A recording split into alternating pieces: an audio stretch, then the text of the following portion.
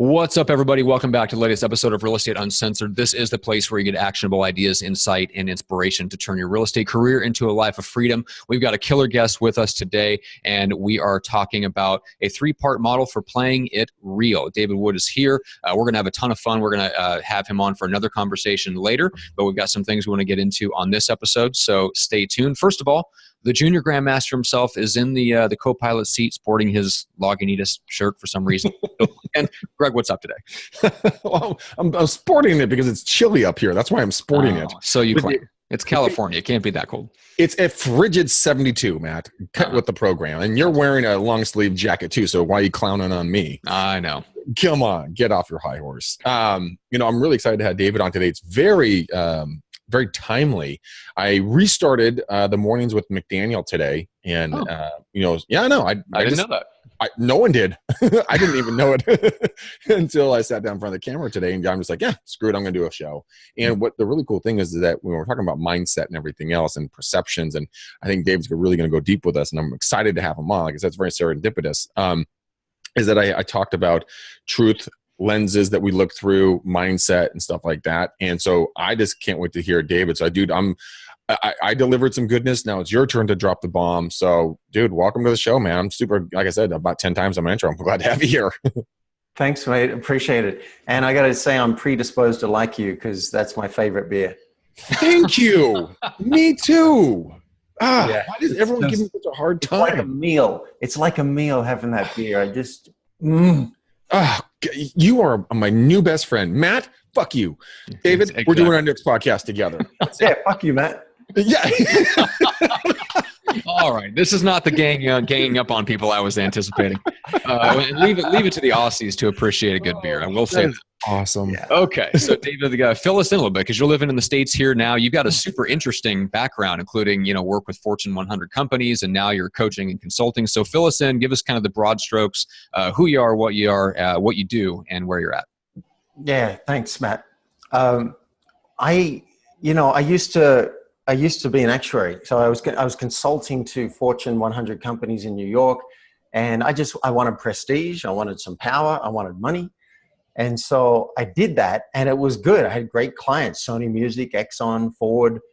But I realized there's another part of my life, a huge part of my life. When I was younger, when I was about 7, I lost my little sister. Wow. And I was there. I watched her die, basically. So it was like a pretty intense, traumatic thing. Good. And I think all of us have some kind of trauma from our past. That was mine. Mm-hmm. And I learned not to feel. Interesting. Now, I didn't know that. I was just going about my life being your average Australian and being really super successful in consulting. But there was a part of me missing. So I've spent the last 25 years reclaiming that, diving into self-help. I swore I'd never be a self-help junkie, but I got totally hooked once I saw what was possible for my life and other people's lives. And then I found out that I could actually share what I'm learning with other people and get paid for it about 20 years ago. I'm like, what? I can grow, I can face my fears, and then I can help other people do the same thing and make a living out of it. So for 20 years, I've been a coach, helping people to get more out of life so that when they are in their deathbed, they can say, I actually gave it all. Interesting. Now, when you made that transition, were you hesitant to make that jump? When you're like, I didn't think I'd ever want to do this, but then all of a sudden I did it. And because I mean, come on, man, the story you told about your sister, that's a pretty profound story. And people probably stop in their tracks and they're like, okay, this guy's going to say something pretty awesome because of what he led with. And I mean, the lives that you've transformed, people have probably thanked you 1,000 or 10 billion times for doing what you do, because your ripple effect has touched so many other people, and then their ripples are going to touch other ripples in the millions of people you potentially have influenced from that one decision, right? I mean, thank you. I really appreciate hearing that, because I'm really good with business and marketing. So I went online and I was #1 on Google for life coaching. And I started coaching coaches because they're all like, Yeah, geez. Wow. how do you do? How in the world did you hit the #1 result on Google for life coaching? When did that happen? There was a time I was number 1, 4, and 9. Like people were complaining. Is David sleeping with someone at Google? Like, what is happening here? This is back in like 2002, 2003. The life coaches hadn't cottoned on to search engine optimization. So I was kind of, early in. But I built my email list to about 150,000 people. And I think I may have been the largest provider to the coaching industry at the time. But what I realized is I'm not feeling the impact. I'm not feeling it with all this online stuff. So in the last year or two, I've totally revamped everything. I've let that go.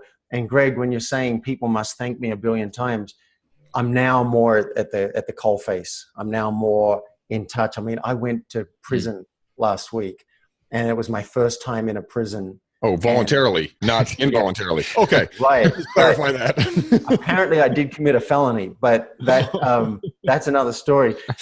They did let me go, but I sat with inmates for 16 inmates for 2 days and helped train them on authentic relating skills.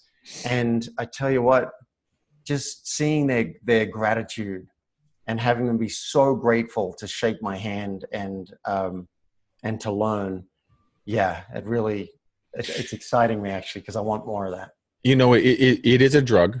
The endorphins, get pumped up and they drop the, dopamine into your brain, and you get addicted to that interaction and conversations. I did what I call mornings with McDaniel, and David, you have no clue what that is, but that's like, I used to do it every 4 or 5 days a week. I'd get on and do like a 15 to 45 minute rant about something positive. Right. And I stopped doing it. And I started up today again, as of this show, and the endorphins kicked in hardcore because I had the instant gratification of seeing people be grateful for it. So if you like that, I would encourage you to start doing it on Facebook Lives, because if you have that huge following, people will start gravitating towards it, and that you will get the instant gratification of like, dude, I just seriously impacted someone's life in a very positive, powerful way. And I think you could do it. I don't even know you, but I think you can do it. And I think you'd crush it out of the park, bro. Thank you. I appreciate hearing that. And to answer your question about was it a big leap? I didn't do it in one go. And I think this is kind of the way it tends to work in life. It's rare that we wake up with this crystal clear vision and then we just leap from one thing with no net into something else. So what I did is I realized I wanted to go back to Australia.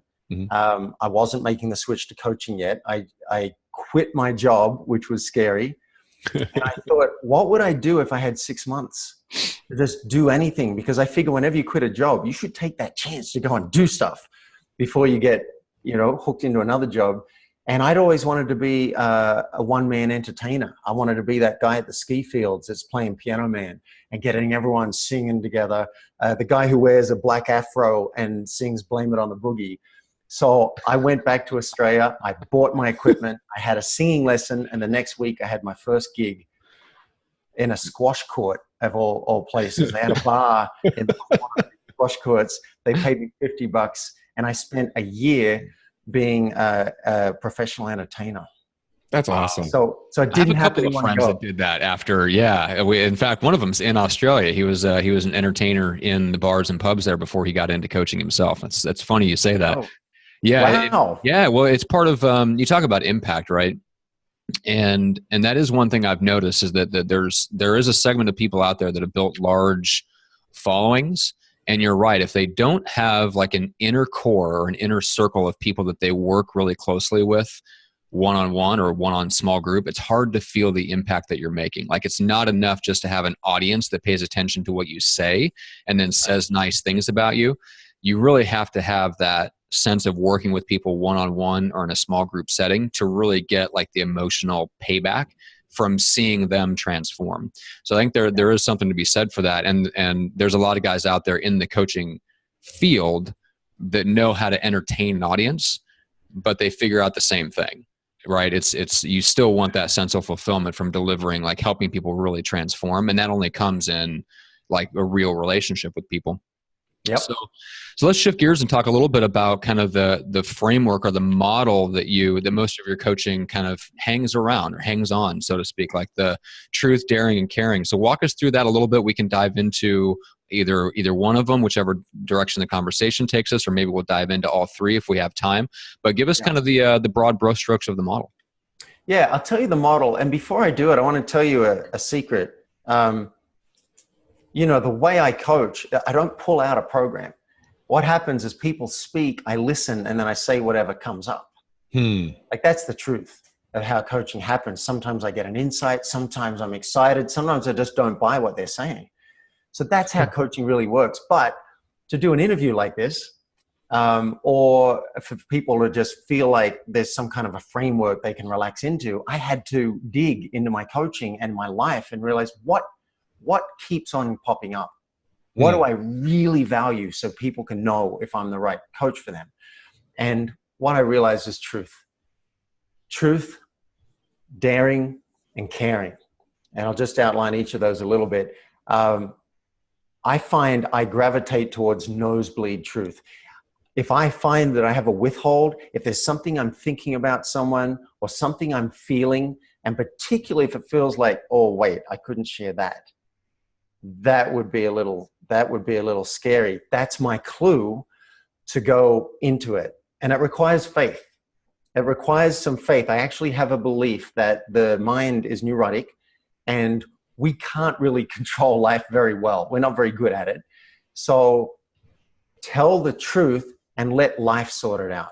Let the chips fall where they may. And that way I can at least be oriented towards what's real in my life. So let me ask you a question, because a lot of people, the truth scares them. As Jack Nicholson says, you can't handle the truth, right? Yeah. And Matt's smiling, all of you guys, you can't see him. But it's in reality, truth is the only thing that will set you free. But facing truth means that you have to be transparent, and you may not be who you have given off you are, or maybe you've been lying to yourself, and you have to look at that harsh reality. That means that things will have to either come into your life or leave your life, and it will shift and change you in such a tremendous fashion that people just aren't ready for that yet. So how did you become ready for such a real thing as just pure and honest truth? Because it's so simple, so hard at the exact same time. Yeah. Well, again, it didn't happen overnight. It's kind of a stacking thing. So I would go and do courses. I would do a course with a teacher, and what the premise of the course is, you're going to share your inner dialogue. You're going to share it. And so we start sharing in a dialogue like, hey, I feel attracted to you. That's pretty edgy. That's right? Thank you, David. I appreciate that. It's largely the shirt, but so I start practicing it, and you just keep going deeper. And what happens is you start to find out all the stuff that your mind does not want to let out to the public. And then he said something at one point, you know, you guys are sharing pretty well, but there's that 5% that you decide not to share. Like, oh, I won't share that. And it's like, whoa, dude, now you're asking a lot. So that was one thing. And also I got a coach. And the coach would constantly encourage me in the direction of what she called nosebleed truth, nosebleed honesty. Like with your partner, share everything. And then if they decide to stay with you, you know you're on a winner. If they decide to leave, well, wouldn't it be nice that happened now rather than in a year or two? Yeah. You know, I have brutally honest conversations with my girlfriend, and we had a series of additional brutal conversations this week, and not in a bad way, in a very, very positive way, right? And it's not just that you'll vet out the person if they're going to stay or not, but it kind of cleanses your own soul as well to know that you put everything out there. Yes, I'm glad you said that. I was about to say, let's talk about why. Like, why we'd even want to tell the truth. Well, one is life might do a better job than you do at guiding you, right? So it'll let you know who should be around and who shouldn't if you tell the truth. But secondly, you said cleanse your soul. When I share my rawest truth, I have a chance to actually receive real affection or real love. And I have a chance to actually have real friendship. Yeah. And I feel better about myself. Yeah. I don't have anything that can bite me in the ass. I don't have to look over my shoulder for anything because I've spent 20 years cultivating deeper levels of truth. So there's a real sense of freedom and peace that comes with that. And I want that probably more than anything else for people who want to really live their life. Yeah, my girlfriend at the, she pulls that out of me. She does not allow bullshit to live around her. I mean, she will cut it out like cancer. And she is so brutally honest at times. I'm like, fuck, honey. I mean, seriously, dial it down a minute. I mean, you don't have to tell me, the blah, blah, blah. You be nicer about it. But it also calluses you and it makes you, it demands more of the other people in your life. Like, look, I'm being honest to myself. I demand you be honest to me as well. And like you said, you'll bring people in, you'll take people out of your life. And the thing is, like you said, the universe, God, Buddha, Muhammad, Christ, whoever you believe in, your deity, your spiritual, whatever, it will do a phenomenal job of bringing people into your life and things out of your life right when you need them. I call it a reason, a season, or a lifetime. Everything is going to fall in one of those three buckets: people and experiences. It's going to happen for a reason, it's going to happen for a season, or it's going to happen for your lifetime. Yeah. So don't be attached to everything. It's flowing, man. It's doing exactly what you need to do. Let it. It's really a smart creature or thing or being. It really got it going on. So just let it work. Stop overthinking. Right. Einstein said there's really only one fundamental question to answer. Is the universe friendly? Now that's interesting. I've never heard that. Is the universe friendly? Yeah. Now, that is profound. Because if you decide that it is, you can tell the truth and trust the universe to kind of like guide you. Is the world friendly? That's more powerful than you can imagine. I mean, that one question it can literally be the question that answers the question of life. Like, is the world friendly? Yeah. If it's not, you better be on your guard. You better be stressed. You better be looking over your shoulder, and you better be trying to control all your relationships and manipulate them, because you're screwed. Mm-hmm. That's interesting. Pipe down over there, Greg. I know where you're thinking. Right. I wanted to relate this real quick to one thing that I do see in real estate a lot, and going back to the radical honesty and the nosebleed truth. And I think we'll probably hang out there for the rest of this particular episode, and we'll jump into the other two factors on the next one. Because I think one of the things that people in real estate need to be honest in and really find the truth in is, number one, what are the parts of the business that they love versus the parts that they don't? I see a lot of agents struggling to do things that don't suit their personality or don't suit their skill set and strengths because other people are doing it, and then twisting themselves into pretzels to try to do it. Even to the point of maybe being in the wrong business. Maybe they should be in an adjacent business like mortgage or property management or something like that, but they're trying to be in the sales end just because that's where they think the money is. And I think a healthy dose of nosebleed truth would go a long way, especially with their spouse, because their spouse has to live with them being unhappy with being in the business, or trying to grow the business in a way that just doesn't suit them. And Greg, I'm sure you know what I'm talking about. Well, actually, Matt, on my mornings with McDaniel, the first time ever, and this is nosebleed truth. I openly admitted today that I'm not happy being a real estate agent. I don't want to do this business anymore. Mm-hmm. I've done it for 20 years. I've been talking about it. I've been kicking around. Matt, you and I have talked about it for years behind the scenes. Mm-hmm. I finally said it today. Dude, it felt so good. It felt free. Did it really? Oh, great. And now coming to the podcast, a name change, yes. Yeah. No, but I'm going to stay in the real estate side. But I was given permission by my father, because he and I had a really clear conversation last Thursday when we were doing show prep for the radio show. Mm-hmm. And it was an open, honest, loving conversation that was 100% truth-based. And he's like, Greg, I want you to go chase your dreams. Go do what makes you happy. Don't do this because of X, Y, and Z. I'm giving you permission to just go. You don't have to be here.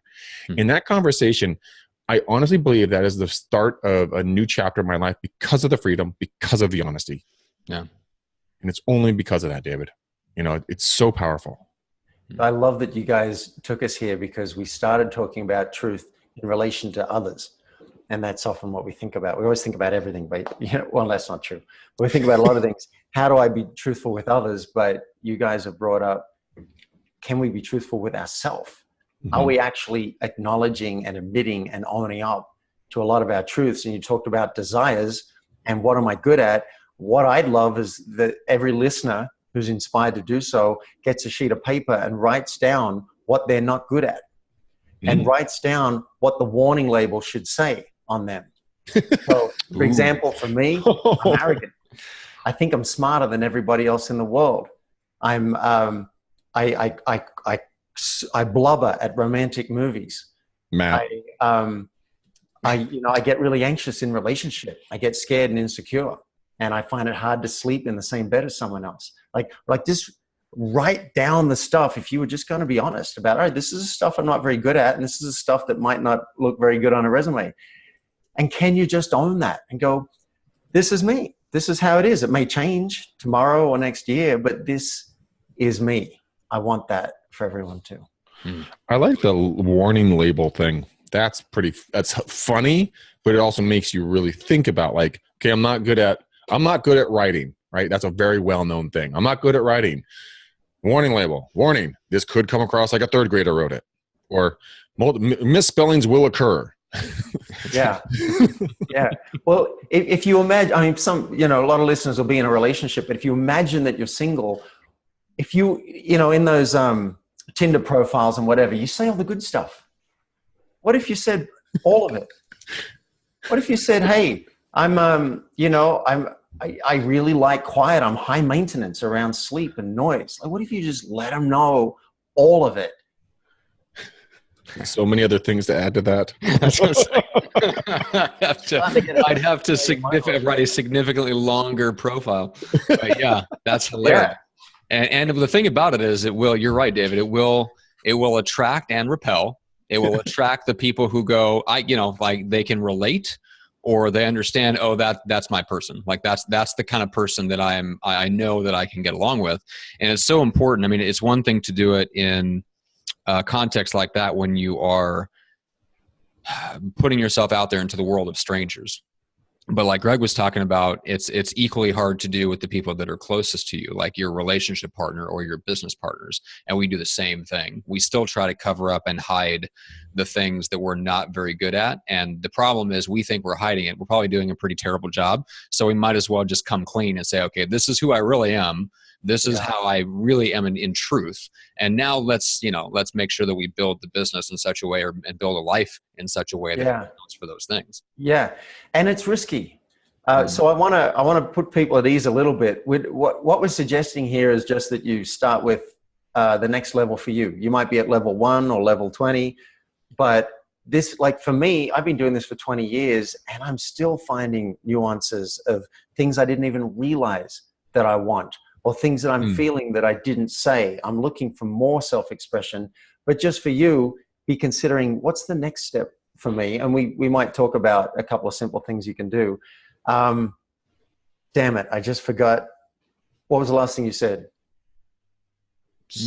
Well, let's talk. Let's come back to the couple of simple things. We were talking about the truth, like speaking the truth to like really close relationships, life partners, business partners, stuff like that. But we can always come back. Actually, I did just remember. Perfect. It's okay. I did just remember. It's a risk. It's a risk. This is why you haven't told the full truth, because you're risking something in doing it. I heard of a guy who overstayed his visa and no one ever knew about it in Australia. And it seemed like he was just kind of getting away with it. And he actually, this is an extreme example. He actually called immigration and said, look, I apologize. I've been here like a year or two too long. I think I slipped through the cracks. What can I do? Is there a way I can stay in the country? And the operator said, we've never had anybody do that. There's no protocol for this. We don't know what to do about that. So why don't we just pretend this call never happened? And he's like, okay, that's great. I called up the principal of my college 20 years after college. And I said, look, when I was in college, I stole the sign from the front of the college, and I'm sorry. In fact, I stole it twice. And right then it seemed like a fun idea, but now it just seems like vandalism. And I apologize. What can I do to make it right? And he's like, who is this? And when did this happen? And why are you calling? And that was a risk. I could have been prosecuted, as far as I know. But he ended up inviting me to the opening of the new wing of the college, which I'd been banned from. He invites me to the opening, and the Prime Minister of Australia is there to celebrate the opening. Wow. And I actually got personally introduced to the Prime Minister out of apologizing. So you're rolling the dice when you do it, but I think the dice in the long run is going to land right side up. Okay, so here's my theory on this. What is the worst that's ever going to happen by telling 100% truth? What's the worst possible outcome? There's none. I imagine death, prison. Well, okay, okay, extremes. Well, mostly I would say for most people, it's rejection, right? Yeah, it's something trivial. Well, you're going to lose something. You might lose someone's company. You might lose a relationship. You might lose the business. You might not get the sale. You might feel really embarrassed, and you might feel rejection. Yeah, but at least you've gained something as well, and that's the knowledge of you being honest to yourself and to everyone around you. Yes, that's true. I don't really know fully how to sell that yet, because it's the kind of thing that as you do it, it grows on you. In my experience, it's like, oh, this honesty thing seems great, and then I see more role models doing it. I'm like, I want to have the balls to do that. Yeah, I want to be able to stand up on stage and just own everything about my life and everything about who I am. And there's something, I tell you, I think there's something really attractive about that. When someone tells like a secret, we call it a reveal. They do a reveal and they're just owning it. They're not collapsing and they're not posturing. There's something very attractive about seeing someone just be themselves. So ironically, you're probably not going to lose very much. No, I had a conversation with my girlfriend about 2 weeks ago. I had really I really pissed her off with something that I did. And so we had a sit down later that day. And I knew that this could be the end of the relationship. Like, I mean, she was so mad. She probably would rip off my head, shit down my neck, and sew my head back on and keep me on down the road. But I walked into that conversation, open and ready for anything that was going to take place, and offered 100% honesty to the point where I had to think about my answers, because I knew that I couldn't give the surface level bullshit. I had to give honest and truth. And she asked me a question. I thought about it, and I offered blunt honesty back to her. And she's not someone that stops easy in her tracks. She stopped dead in her tracks, didn't know what to say for a second, and then we continued our conversation. Now, we're doing great as of this recording. Our relationship has gotten stronger. Stop grinning over there, Johnson. It was you pointing out as of this recording. It was the asterisk disclaimer that you put on that. It was funny. I know I had to do it. But I felt the energy change. And it's because of the pure, unadulterated honesty about myself to her, being vulnerable about an outcome. Yeah. I like the sound of this woman. And I think our girlfriends would get on really well. Yeah. You mean they also both want to rip Greg's head off? Well, it's likely. I've only known this woman a very short time, and we're already in a relationship. And recently I made a bold proposal. I'm like, all right, we've only known each other.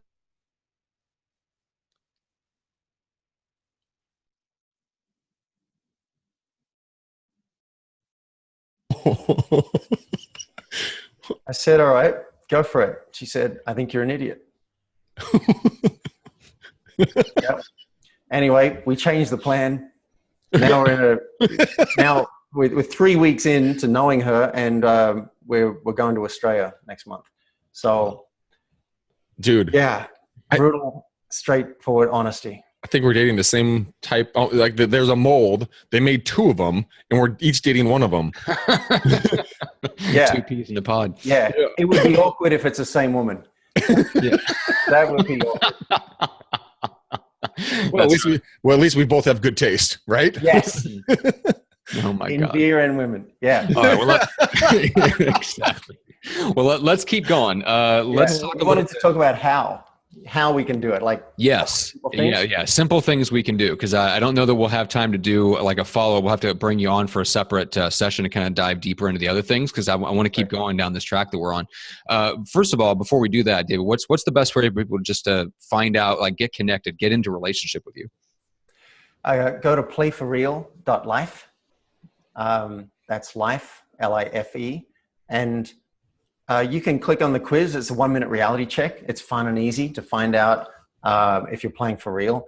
And if you want a session with me, I don't charge for the initial sessions because it's how I find the right clients, and they're really fun.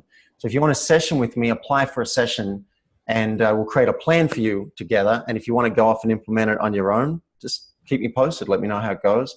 And if you want help implementing it, we can talk about coaching. So that's playforreal.life. Perfect. Yeah, I'm actually on the Play for Real website right now, and I clicked on the reality check, and it's very clean and easy questions. You make it real estate agent proof. They will be able to answer these in full. They're good questions. Shit, man. Your first question is, I'm clear on my top 3 goals that will make a big difference in my life and work. And I'm sitting there, I'm like, yeah, am I? Right. Stops you in your tracks. It stops me in my tracks. Good assessment. Yeah, I like it.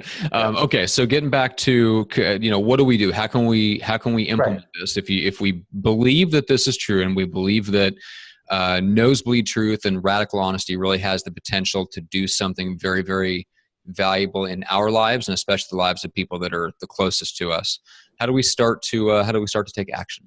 Yeah, really simple. Do a scan. Again, get a piece of paper and do a scan.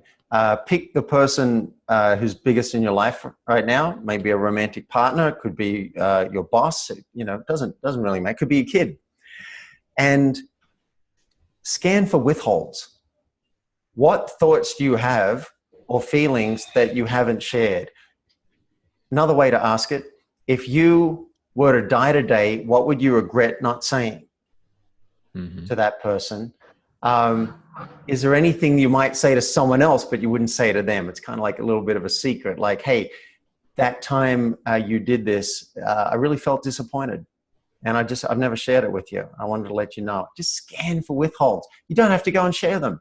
Just start to become aware of what might be going on in the head that's too scary to say, even if it's subtle, and then maybe put a circle around the big ones. Like I coached a woman whose husband had an affair 10 years earlier, and she's been holding it over him to control him. But 10 years earlier, someone else had an affair.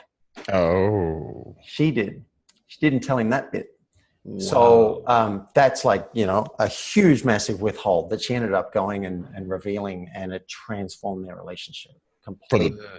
For the better? Yeah, she took the risk. Yeah. Yeah, better. She said they felt like they were walking 6 feet above the ground the whole weekend. Oh, wow. Goodness. Yeah. So there'd be a beginning. Now, for bonus points, pick a couple and share them. And it might go something like this. Greg, hey, I just wanted to share something with you. I heard a podcast interview, and he was talking about just speaking more of the truth. And I realized there's something that I never told you. And I just, if you got a minute for me to tell you. That immediately terrifies me. Yeah. But I mean, I'm like, okay. Okay. All right. Be gentle. I think you're a really great friend, and sometimes it scares me a little bit about how much I think you're a great guy, and I just don't tell you because men don't. I think men don't kind of do that. So I just wanted to let you know that. I think that would not only strengthen relationships, but that fearlessness would encourage others to keep it going, and that ball would get bigger and bigger. And again, the ripple effect would take massive shit, man, that could literally transform like not only your sphere of influence, but tens of thousands of other spheres of influences just by saying, hey, you know what, David, I hadn't told you, man, but I love you, brother. I love what you're doing. I'm jealous of what you're doing because you're making such a big impact. And I'm mad at myself because I haven't taken the action that you have. And I just got to say, I've been mad at you. I've been resenting you, but I also got to say, you're such a powerhouse in the self-help and coaching industry that I just want to, I'm on the sidelines cheering you on. Yeah. Yeah. That feels good. And I love that you touched on the ripple effect, because I imagine a lot of people listening to this podcast right now, consider themselves leaders, or they'd like to develop their leadership skills, or both. Mm-hmm. And what my new girlfriend is saying to me, and she's a badass, but what she's saying to me is the fact that I'm willing to go first gives her permission, and she's right behind me. She's like a second behind me. Now, if I wasn't doing this would be a whole different relationship. She'd be showing up as a different person. Because I'm willing to put everything on the line and have my heart wide open, take a risk. She's like, well, fuck, if you can do that, then I can do it too. And she's matching me every step of the way. So yeah, I think it does ripple out. That's awesome. I mean, just in that one example, I mean, just by just by your girlfriend saying, dude, you've unconsciously given me permission to show up as a rock star because I know that you have my back. So, I mean, Matt and I have been phenomenal business partners, the entire time. And he and I know he's encouraged me from time to time, very rare. But I mean, no, also in all honesty, I mean, Matt's encouraged me, and I've encouraged him to follow our truths, and we've been able to have that brutal honesty with each other. I mean, there was a time when Matt wanted to rip off my head and fucking kill me. And when he opened up and told me his truth of why he was feeling this way, I completely changed. And I think it's only made this show better, and it's only made our friendship stronger. And it's because he had the courage to be true to me. It allowed me to show up in a different manner. And then I explained to him why I was acting in this manner. And he's like, dude, I didn't even know, man. I didn't even know. Right. We're walking around like billiard balls. I got a friend and teacher who says it's a billiard ball universe. We're bouncing off each other. That's what's happening, because they're not really sharing what's in. I wasn't taught this in school, right? But this is why we listen to podcasts like this now, so that we can actually connect. Because I talk about truth, daring, and caring, and living a regret-free life. But the end game, I suspect, for most of us, is deeper connection. I want to feel deeper connection with my partner, with my audience, with you guys. I want you to know me. I want to know you. I think that's really what we're heading for. Like deeper connection. Let's quickly take a look at that. I mean, what does a deeper connection truly look like? Because we all get the surface level. We have the Facebook friends. We have the Instagram followers. We have these downloads here, there, and another where. But those are surface level. So when you say deeper connections, are you talking about just one more level down? Or are we talking about the type of connection when I pick up the phone, I'm like, David, it's Greg, bro. I need you to meet me at 7-Eleven on the corner of Smith and First at 12 a.m. Bring a shovel at $10,000 and don't ask any questions. And you'd be like, all right, homie, let's roll. That is a deep connection. I think if I took that call, and I've known you, Greg, for 4 years, even I would go, do I really? I mean, can I, I get a shovel. We really need 10 grand in cash, like in small unmarked bills. You would fucking be there, and I know you would be. Yeah. Yeah. Let's talk about that. What is when you see deeper connection, David? How do you see that manifest in people's lives? I think creating that level of connection with the whole planet might be impractical. No. I mean, I trust your ability to do it, Greg, but I simply mean deeper. Like when you're talking to the person at the cash register in the supermarket, what if you took a breath just to be more aware? And what if you weren't on your phone? And what if you just looked him in the eye and said, this is something I asked, I think it was yesterday or the day before. I said, can you identify the best moment of your day so far? That's a great question. Wow. Yeah. What if it was simply that you're just looking to just go a little deeper with each person that you're with? I sat next to a guy yesterday at a party I'd never met, and I said, I kind of want to ask you how you know the host, but I'm going to ask you something else. And I just made up, in the last 30 days, when have you felt the most disappointed? Ooh. Goodness. You and questions. You're like an interviewer that I don't want to talk to. It's like, thank you. Well, I actually, because I think these questions can take us deeper. That's one way if you want to generate connection. Ask questions that really have them reveal. I actually wrote an app called Get Real. Really? Which just provides these questions for you. You don't have to come up with them, and you just say, we'll just come through, we'll pick one up, and then I'll ask you, and then you pick one, you ask me. We got into a conversation for 10 minutes about his relationship and how it wasn't exciting for him, and he's just feeling kind of despondent and not knowing what to do about it. Really? It was a great chat with this beautiful man, because I didn't ask him, how do you know the host, or how's life, or stuff like that. I forget what the original question was. Did I answer it? Yeah, just what does deeper connection look like? And I love the example that you gave, because I've been trying to do that as well. Being on the phone less, definitely, but then using the time that you're not spending on your phone to connect a little bit more deeply, think about other people. And it's because I'm in, I like Myers-Briggs terms, I'm an INTJ. So I enjoy my alone time, right? I enjoy being going through life in my own bubble. And I know Greg is laughing because he knows just how true that is. It's so true. But it is important, because I do genuinely enjoy, and I think any introvert does enjoy having maybe a smaller number, but really good, deep relationships. But the thing is that you don't get the next round of deep relationships without at least starting somewhere with people that you don't know as well. Otherwise, you end up just having the same group of friends for the rest of your life, and that doesn't work. So you have to, at some point, put yourself out there and start developing connections with other people that might start shallow and then they get deeper. So the question is, how do you expose yourself to more of those opportunities to bring new people into your life that you'll end up having a deeper relationship with? I've been thinking a lot about that. I agree with that. And the good news for our listeners is you can start really simply with the people you already have.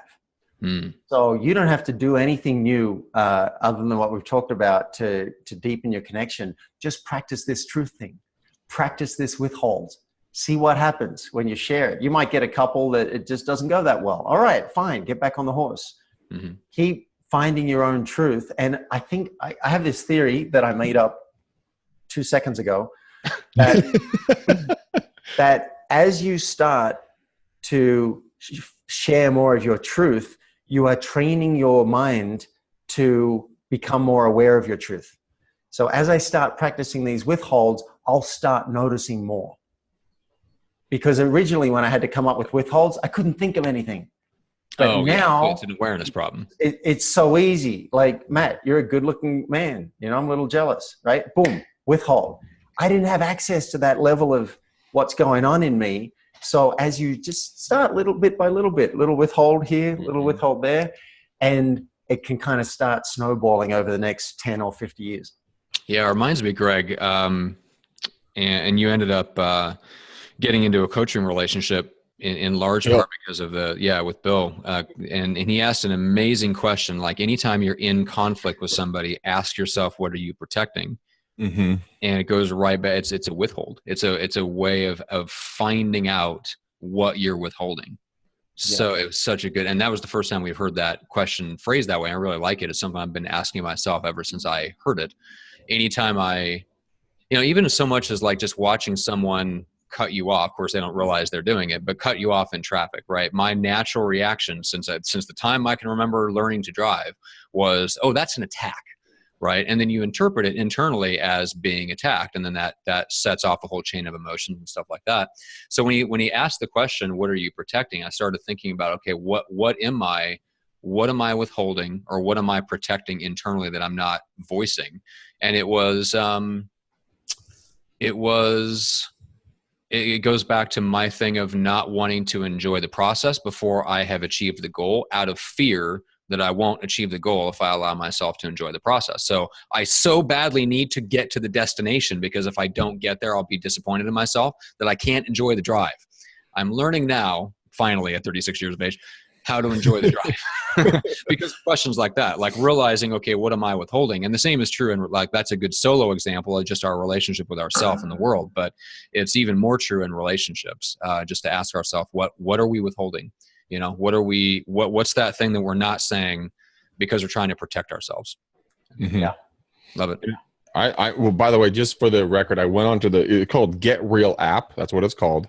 I went and downloaded it, and these questions are phenomenal. They're funny. Oh, you fucker. I got that. I think I beat you to it, Greg. I downloaded it. You got it too? We're chatting. Yeah. I didn't even catch that. You guys are smooth. And so the one I like the most, and I think that is the most humorous, but is also the most, the deepest thing you could ask yourself about having fun with this is, what should the warning label say on you? Yep. I mean, seriously, if you were to wear a shirt that said "warning," blah blah blah, what would that honestly say? First of all, it would start with explicit content. We know this, Greg. What the fuck are you talking about? Like a Run DMC album from 1991. Oh man, but I really like this because obviously there's a paid aspect to it, and if you're in a relationship, they have flirting, couple, sexuality, and taboo. These are probably some fascinating questions down this unlock area, which I don't have unlock abilities to yet. Hint, wink. And with couples and sexuality, how many times have you been like, oh, I really wish my partner would do this blah blah blah thing to me, but I'm too afraid to ask for the blah blah blah. Mm-hmm. The blah blah blah feels really good. I love it. I love blah blah blah. Oh, blah blah blah is amazing. Oh man, that's right. Yeah, right. Sexually, like we got so many withholds. Hey, I don't really quite like it when you do that. Hey, how about you have a shower right now? Your balls stink. Yeah. Someone said to me in the prison, she said, by the way, your breath's just not really good right now. I'm grateful she's letting me know. I wasn't conscious of that. So, went grabbed a mint. But yeah, sexuality. Greg, your breath is rank right now too. So that's the magic of podcasting. I can tell even from 600 miles away. David, this has been a lot of fun. We totally did not intend to go like 45 minutes on this one thing. But I love that we did. There was some, just really, really good content that came out of this. Really? So I'm excited to have you back and go into Daring and Caring, which might end up being episodes 3 through 17 or something like that. But, so playforreal.life, get connected, take the assessment, jump on a call, and then the Get Real app. Definitely check that out. We're enjoying it already, like you said. So Dave, we just appreciate it, man. It's been a pleasure. Guys, this might be the most fun interview I've ever done. That's what we like to hear. Come on, David. We both have good taste in beer and women. Yeah. And we both like telling Matt, go fuck you, Matt. And so we this is like a huge love circle. It's just amazing in a very platonic man way. I can tell Matt's happy to be of service there. Yeah, thank you. That's a lightning rod of hate. That's right. All right. Well, let's finish up with a couple things. Number one, Greg, what's the best way to get on your calendar and have a call with you? Hey guys, why would someone want to do that? Because I'm a fluffy, loving teddy bear, Matt. And unlike you, when you have a piece of coal for heart. And all joking aside, which I don't think Matt and I can ever not joke around and mess with each other. But to honestly get in touch with me, guys, to get into my world more than just this podcast, go to bookmcdaniel.com. Let's talk about EXP. EXP is exploding. I actually read an article that it has grew 212% last year in revenue, sales volume, and agent growth. It did a hockey stick vertical. Mm-hmm. This thing is not going away. We're only thriving. We're not just surviving there. So if you want to make more money, sell real estate, and not just build an income, but build wealth for you and your family, not be just as good as your last paycheck, come and talk to me. I believe in this company. I believe where it's going. So go to bookmcdaniel.com. Let's invest 30 minutes with me. Let's talk. I will tell you the truth about EXP, and then you can make a decision what your truth is and where you want to go. So that's where to go, bookmcdaniel.com. Matt, where do people rate, and give us a 15-star, 15 positive star response. Yeah. In other words, 3 5-star reviews per person. Go to Apple Podcasts, iTunes, or I believe you can rate us on. You can check us out on Spotify and all those fun places. Real quick, we also want to thank Wise Hire, which is a software that allows you to hire positions for your real estate team and match them up to the DISC assessment profile that's been proven to work best for that exact role that you're hiring for. They also make it easy to post and advertise for the right people because they pre-write all the templates. So you can jump in there, get an ad running, get candidates in the pipeline. They eliminate everybody but the cream of the crop, so you only talk to the people who are the best fit for the role that you're hiring for. They are fantastic. We love them and thank them for supporting the show. So with that being said, let's put, Greg, in honor of David's website, I want to do an orange bow. We're going to tie an orange bow right across this episode and send us out. Okay, I'll do that. But Wise Hire, I will tell them this, dude. They retweaked my ad last week. We started running it again after small minor tweaks, working with them and working with me. Bam! Another landslide of phenomenally qualified people for my radio show sales rep team. They really are amazing over at Wise Hire, guys. No joke. Okay. What color? Oh, orange. All right. So let's put an orange bow tie on this show, guys. Thank you so much for coming and listening and hanging with us. David, you literally are amazing, and I love the way you come across with such passion, and you really honestly care about the people you're talking to and how you're influencing them. I want to thank you for coming on. You are legitimately one of my favorite interviewees that we've had on the show, mainly because you and I have so many things in common that we love. Good beer and strong women. But guys, we love you. We can't do this show without you. Without you, this wouldn't exist. So thank you very much. And until next time, peace out, my ninjas.